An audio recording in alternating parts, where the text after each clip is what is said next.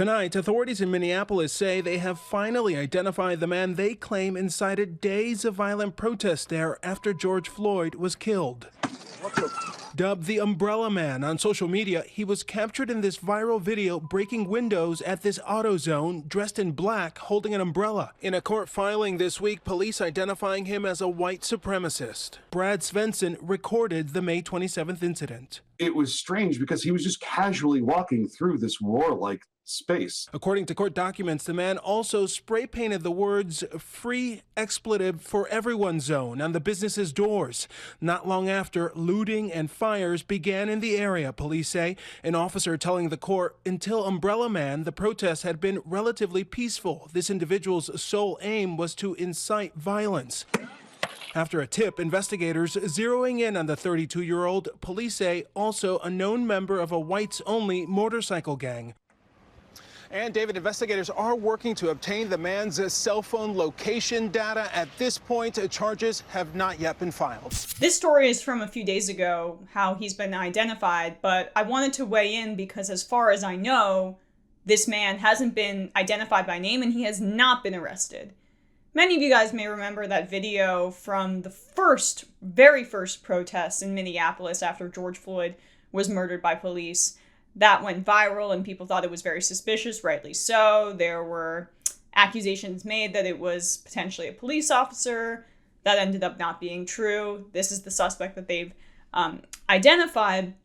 What Fox News then capitalized on was that there were riots and looters and, oh, aren't they all lawless, and etc. And what they obviously discounted was that there were agitators like this man who were causing the rioting and looting in some instances. Now, I'm not going to excuse that. I'm not going to excuse rioting and looting. I don't think it's the right way to go. But I did a video at the time saying you have to understand that it is an expression of pent-up pain and anger. You have to have empathy for property destruction and everything that was happening there.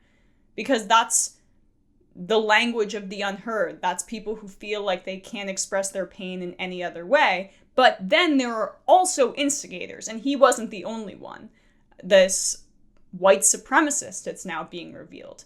So he was specifically trying, clearly, to create the narrative that Fox News then ran with, that it's black people destroying things, why can't they be respectable, etc. And that was the aim. Think about that for a second.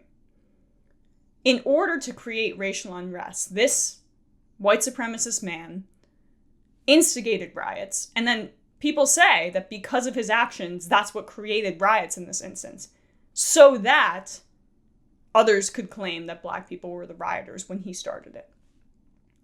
Because the end goal is racial tension, which is really terrifying, and it also shows how racists can be so easily manipulated.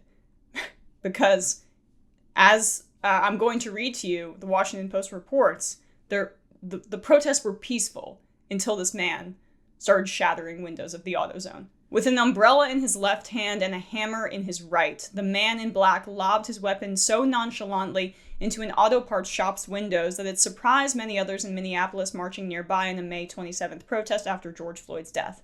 Soon after the abrupt attack, the mostly calm demonstration near a police precinct erupted into looting and arson.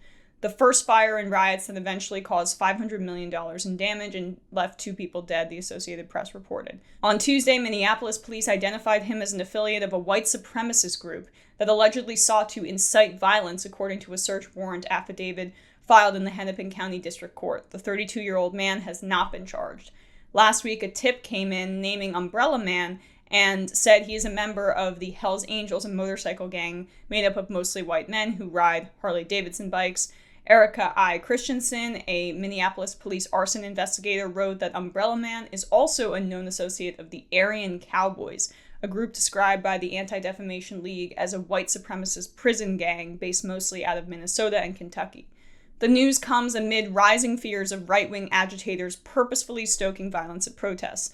Last month, federal prosecutors charged supporters of the right-wing Boogaloo Boys movement in incidents including the killing of a security officer at a federal courthouse and plotting firebombs and explosives at a government building and peaceful protests, all with the aim of stoking racial conflict. And instead of looking into white supremacist terrorist groups, which are the leading faction of terrorism in the United States, infinitely more deadly than Islamic terrorism, which the right wing loves to harp on, William Barr and the Trump administration are sending federal officers to crack skulls of left-wing protesters who are largely peaceful and certainly not committing terrorism. Antifa has never committed a terrorist act in 25 years. Instead of that, they're letting this slide. It's scary. And I would not be surprised if there were many more right-wing agitators at a lot of these protests throughout the country that just haven't been caught yet.